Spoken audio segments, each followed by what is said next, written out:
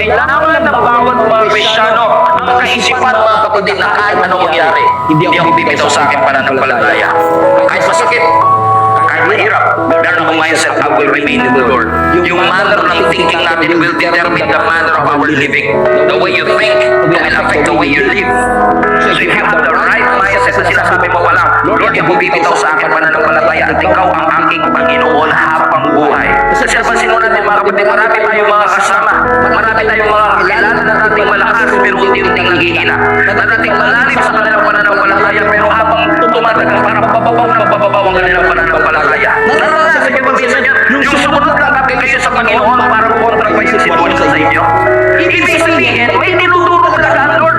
Gusto ng Lord makapag-develop ng karakter sa ating buhay para ma-endure natin ang mga pagsubok ng ating buhay. Kasi kung kakamitin ka ng ating Panginoon, hindi ka niya ipopromote hanggang hindi ka prepared.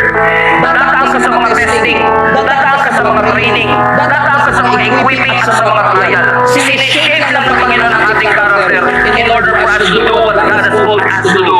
Pero most of the time, God's purpose is victory, not escape.